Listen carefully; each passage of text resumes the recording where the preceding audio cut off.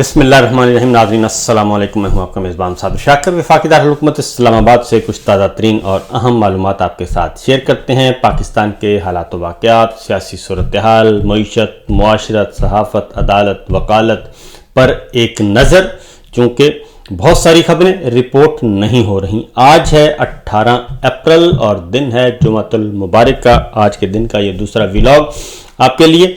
सूरत हाल ये है कि बहुत बुलंद बांग दावे किए जा रहे हैं, कुरान मजीद की आयात पढ़ कर सुनाई जा रही हैं और ये कहा जा रहा है कि ये जो रजीम है बहुत अच्छा काम कर रही है और ये रजीम पाकिस्तान को तरक्की की तरफ लेकर जा रही है। जबकि हकीकत यह है कि सिर्फ एक 1 पॉइंट एजेंडा इस रजीम का है और उसमें बादशाह सलामत भी शामिल हैं, उसमें उनके अर्दली भी शामिल हैं। इसके अलावा कोई एजेंडा नहीं और वह है पॉलिटिकल एजेंडा, एक ख़ानदान को इस मुल्क पर मुसल्लत करने का एजेंडा, जिसको पाकिस्तान के अवाम कबूल नहीं कर रहे, सिस्टम कबूल नहीं कर रहा, इदारे कबूल नहीं कर रहे, क्योंकि वो कैसे एक ख़ानदान की ग़ुलामी कबूल करें और बादशाह सलामत के हुक्म पर उनके अर्दली के सामने और उनके अर्दली के ख़ानदान के सामने सर्वसजूद हो जाएं। ये नहीं हो सकता, ना माजी में हुआ ना आइंदा होगा। इसीलिए बादशाह सलामत जो हैं वो इस सारी सूरत हाल का ज़िम्मेदार भी पाकिस्तान के अवाम को ठहराते हैं। कभी सोशल मीडिया को, कभी डिजिटल मीडिया को, कभी सहाफ़ियों को, कभी किसी को, कभी किसी को, कभी ये जुडिशरी पर डाल देते हैं। लेकिन हकीकत में उनकी झुंझलाहट ये है कि वो अपना मकसद अचीव नहीं कर पा रहे। सूरत हाल आपके सामने मैं रखता हूँ। आज भी इमरान खान साहब की बहनें और उनके रहनुमा जो हैं वो मुलाकात के लिए तरसते रहे।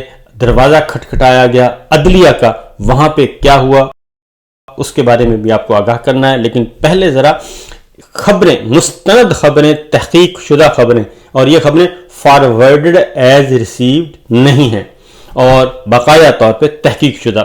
डॉन अखबार की खबर है और उसमें उन्होंने कहा कि हुकूमत ने ट्रेजरी बिल्स और पाकिस्तान इन्वेस्टमेंट बॉन्ड्स की नीलामी के ज़रिए मजमूई तौर पर 1220 अरब रुपए का कर्जा ले लिया है।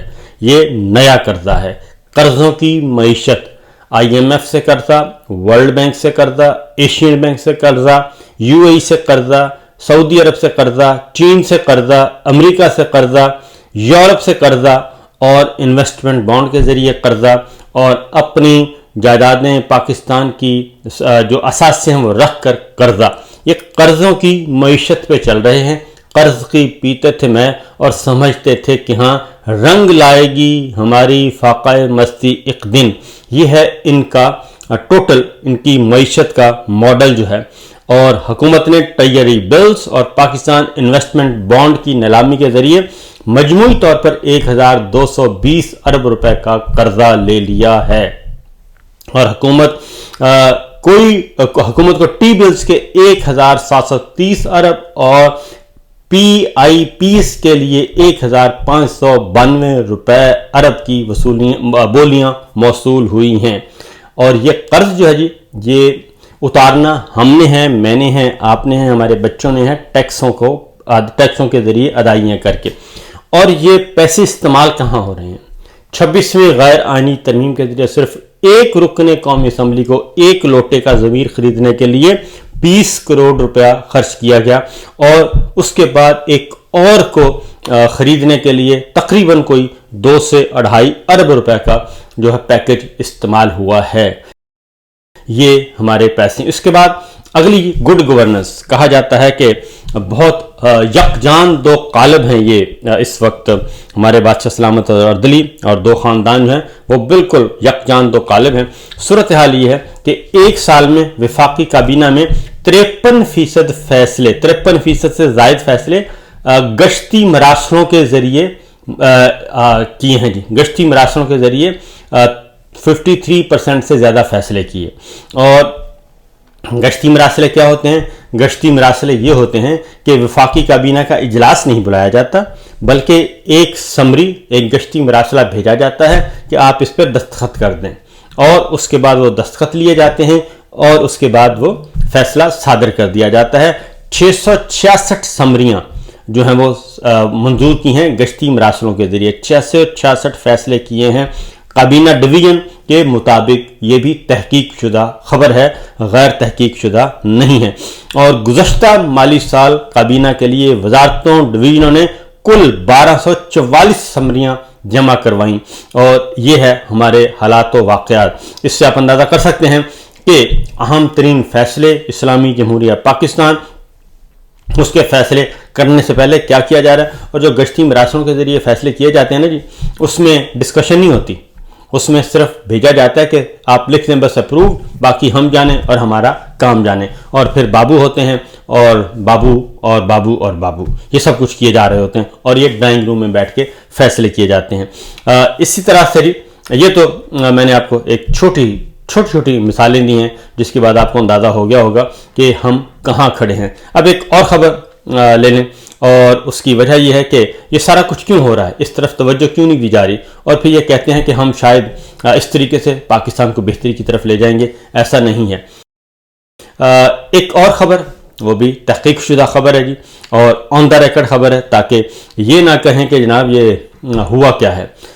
بنگلہ دیش بہت زیادہ عبرت کا مقام ہے، بنگلہ دیش کے اندر رکھا ہوا ہمارے لیے، اور خاص طور پہ ہمارے فوجی حکمرانوں کے لیے، کہ ہم ایک تھے اور وہ دو کیسے ہو گئے۔ 1971 پر معافی مانگنے کا ایک بار پھر مطالبہ کیا گیا ہے۔ آپ کو معلوم ہے کہ شیخ حسینہ واجد کا اقتدار ختم ہو چکا ہے، اور جو انہوں نے بربریت والا نظام قائم کیا تھا، اس کو وہاں کے نوجوانوں نے، وہاں کے شہریوں نے اٹھا کر پھینک دیا، اور آج کل شیخ حسینہ واجد سیاسی پناہ لیے ہوئے ہیں بھارت میں۔ صورتحال یہ ہے کہ تقریباً 12-14 سال کے بعد ایک رابطہ ہوا ہے بنگلہ دیش اور پاکستان کے وزرائے خارجہ کا۔ 15 سالوں کے بعد یہ رابطہ ہوا ہے، اور پاکستان کی سیکرٹری خارجہ آمنہ بلوچ نے جمعے کو ڈھاکہ میں بنگلہ دیش کی سیکرٹری خارجہ جاسم الدین سے باضابطہ ملاقات کی، اور ان کے ساتھ آمنہ بلوچ ہماری سیکرٹری خارجہ جو ہیں، اس کے علاوہ آمنہ بلوچ نے بھی بنگلہ دیش کے چیف ایڈوائزر محمد یونس اور مشیر خارجہ سے الگ الگ ملاقاتیں کیں۔ اور ان ملاقاتوں میں کیا ہوا؟ ان ملاقاتوں میں باقاعدہ طور پہ آن دا ریکارڈ 1971 کے معاملے پر بنگلہ دیش نے کہا ہے ہم سے معافی مانگیں، $4 ارب جو ہے وہ ذمہ ہے بنگلہ دیش کا، مشرقی پاکستان کا، وہ ہمیں ادا کیا جائے۔ اور جو پاکستانی وہاا پہ کلیم کر رہے ہیں ابھی بھی، وہ پاکستانی اپنے آپ کو کہتے ہیں کہ اور ہم نے پاکستان جانا ہے، انہوں نے کہا ان کو واپس لے کے جائیں، اور یہ ہوا ہے بنگلہ دیش کی طرف سے یہ آئی ہے اطلاع، اور اس کو پاکستان میں رپورٹ نہیں کیا گیا، کیونکہ پاکستان میں ایسی خبریں رپورٹ نہیں کی جاتی، اور کبوتر کی طرح آنکھیں بند کرنے سے حقائق جو ہے وہ چھپ نہیں سکتے۔ اور یہ سیکرٹری خارجہ جاسم الدین نے اپنے واضح طور پر اپنی یہ بریفنگ میں کہا ہے، سوالوں کے جواب میں کہا ہے، اور بی بی سی سمیت عالمی ذرائع ابلاغ نے اس کو رپورٹ کیا ہے، لیکن پاکستان میں جو اعلامیہ جاری کیا گیا ہے اس میں ایسا کچھ نہیں ہے۔ اس کے ساتھ ساتھ یہ 3,24,447 پاکستانی ہیں جو اپنے آپ کو وہاں ابھی بھی پاکستان کے ساتھ جو ہے وہ الحاق کیے ہوئے ہیں، وہ پاکستانی سمجھتے ہیں، لیکن ان کو ہم ابھی تک نہیں لا سکے، اور یہ المیہ جو ہے یہ ہمارے سامنے ہے۔ اور پھر کہا جاتا ہے کہ 1500 جو ہیں وہ دہشت گرد، 1500 ہم سے بلوچستان چھین لیں گے۔ نہیں جناب، 1500 کا معاملہ نہیں ہے، کیونکہ آپ ذرا دیکھیے کہ ہمارے ساتھ ڈھاکہ میں جائیے، اور ڈھاکہ میں جا کے دیکھیے کہ جب فسطائیت برپا کی جاتی ہے تو اس کا نتیجہ پھر کیا نکلتا ہے، اور حمود الرحمن کمیشن رپورٹ ہمارے سامنے ہے۔ تو یہ تو اپنے جگہ پہ موجود ہیں جی حقائق کچھ جو کہ ہمارے سامنے ہیں۔ اب ذرا آگے بڑھتے ہیں کہ پاکستان میں کیا ہو رہا ہے۔ کیا اصلاح احوال کی کوششیں کی جا رہی ہیں؟ بالکل نہیں کی جا رہی۔ عمران خان صاحب پر ملاقاتوں پر پابندی ہے، اور پاکستان تحریک انصاف سر فہرست ہے، اور ایک خاندان کو مسلط کرنے کے لیے پاکستان کے 70-80% عوام کو دیوار کے ساتھ لگایا ہوا ہے۔ یہ سادہ سی بات ہے جو کہ ان کو سمجھ نہیں آ رہی۔ آج بھی علیمہ خان صاحبہ جو ہیں وہ گئیں عدلیہ کا دروازہ کھٹکھٹانے۔ علیمہ خان صاحبہ، عمران خان صاحب کی بہنیں، وکلا، انہوں نے جا کے بتانے کی کوشش کی کہ جناب یہ ہماری بےعزتی نہیں ہو رہی، کرنل صاحب اڈیالہ جیل کے وہ ہماری بےعزتی نہیں کر رہے، jail superintendent, deputy jail superintendent وہ ہماری بےعزتی نہیں کر رہے، بلکہ وہ توہین کر رہے ہیں آپ کے احکامات کی۔ وہ اسلام آباد ہائی کورٹ میں آج عظمیٰ صاحبہ علیمہ خان صاحبہ، نورین خان صاحبہ یہ گئی تھیں اور ان کو بتانے کی کوشش کی، لیکن بدقسمتی سے جج صاحب جو ہیں انہوں نے کمرہ عدالت میں ہی آنے سے انکار کر دیا اور وہ آرام سے خاموشی سے نکل گئے۔ اور اب علیمہ خان صاحبہ نے کہا ہے کہ اب ہم روزانہ جیل جانے کے بجائے ادھر آیا کریں گے اور ان سے پوچھیں گے کہ جناب آپ کے احکامات ہیں اور آپ کی اتھارٹی ہے، آپ کے فیصلوں کو بھی وہ ردی کی ٹوکری میں ڈال رہے ہیں، اور کچھ نہیں، کم از کم کوئی توہین عدالت کی کارروائی ہی کر دیں، وہ نوٹس ہی ایشو کر دیں، اپنے فیصلوں پر عمل درآمد کروا لیں، تاکہ کچھ نہ کچھ تو آپ کا بھرم رہ جائے، آپ کی عزت رہ جائے۔ یہ اب ہماری عزت کا سوال نہیں ہے، یہ آپ کی عزت کا سوال ہے۔ علیمہ خان صاحبہ نے کیا کہا اور ذرا سنیے جی۔ اب یہ دیکھ لیں کہ چیف جسٹس سپریم کورٹ نے کہا سلمان صفدر کو، کیونکہ انہوں نے عمران خان کے ساتھ جا کر اپنے کیسز کے بارے میں ان سے مشاورت کرنی تھی، اور کیا ہوا، چیف جسٹس سپریم کورٹ کو بھی سپرنٹینڈنٹ جیل کچھ نہیں سمجھتا، تو اگر آگے سے پھر سپریم کورٹ کے چیف جسٹس ان کو کوئی توہین عدالت بھی نہیں لگا رہے۔ یہاں پہ ہم روز جا کے کھڑے ہوتے ہیں، توہین تو عدالت کی ہو رہی ہے، توہین عدالت کی ہو رہی ہے۔ اور اس کے بعد انہوں نے ایک اور بات کی، انہوں نے کہا جی کہ ہم گئے اور جج صاحب کمرے سے نکل کے چلے گئے، سنیے ذرا۔ اب نے ان کو اٹھا کے پھینک دیا، آپ کیا بتانے کی کوشش کر رہے ہیں؟ تو آج ہم جج کی سپورٹ نہیں کریں گے، جج کو جا کے نہیں کہیں گے کہ آپ دیکھیں ڈر کے نہ بیٹھیں، ہم اندر آئے، جج صاحب پیچھے سے نکل کر چلے گئے، آپ اتنی ہمارے سے بات ہی کر لیتے، ہماری بات سن لیتے۔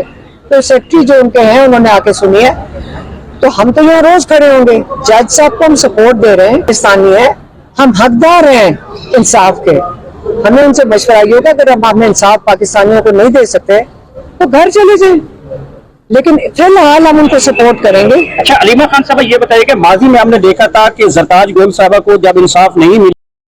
اب ذرا ایک اور بات سنیے جی، اور وہ کہہ رہی ہیں علیمہ خان صاحبہ کہ ہم تو سڑک پر بیٹھے تھے کل، پرائیویٹ سڑک پر نہیں بلکہ پرائیویٹ بلڈنگ میں بیٹھے تھے جہاں سے پولیس ہمیں اٹھا کر لے گئی۔ میں کہ اگر آپ کو ہم ایک بلڈنگ میں کل بیٹھے ہوئے تھے، ہم سڑک پہ نہیں بیٹھے کہ جی انہوں نے کہا دفعہ 144 لگی، ایک بلڈنگ خالی انڈر کنسٹرکشن تھی، ہم اس کے اندر بیٹھ گئے۔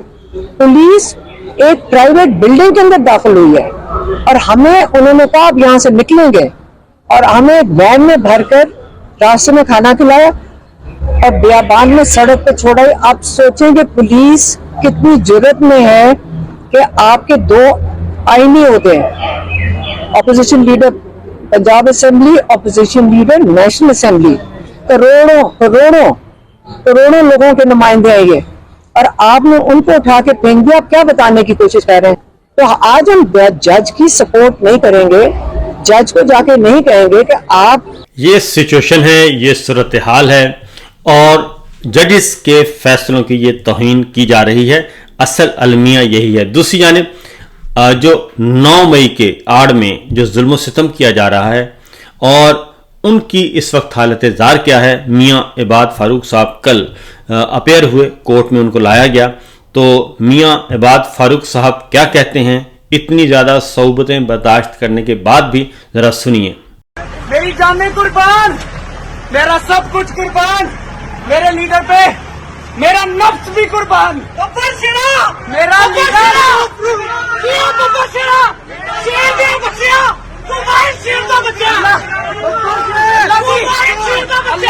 اللہ دی خالق الموت والحیات، زندگی اور موت کا امتحان بنایا لوگوں عمران خان، زندگی اور موت کو اللہ تعالیٰ نے امتحان بنایا ہے، اور انہوں نے کہا کہ عمران خان صاحب جو ہیں انہی کے پاس ہے مسائل کا حل، اس کے علاوہ اور کچھ نہیں۔ ایک اور خبر، چیف جسٹس یحییٰ آفریدی صاحب اتوار کو 5 روزہ دورے پر چین روانہ ہو رہے ہیں۔ جسٹس امین الدین خان اور جسٹس شاہد وحید بھی چیف جسٹس کے ہمراہ ہوں گے، اور ان کی عدم موجودگی میں جسٹس منصور علی شاہ صاحب 21 अप्रैल को कायम मुकाम चीफ जस्टिस ऑफ पाकिस्तान का हल्फ उठाएंगे और चीफ जस्टिस और साथी जजेस आइंदा इतवार को वतन वापस पहुंचेंगे। और इस तरीके से जनाब तकरीबन 5 रोज़ चीफ जस्टिस मंसूर अली शाह साहब होंगे और देखते हैं कि इन 5 दिनों को हुकूमत, अर्दली सरकार और उनके बादशाह सलामत कैसे गुजारते हैं। फिल वक्त इतना ही, इजाज़त दीजिए, अल्लाह हाफिज़।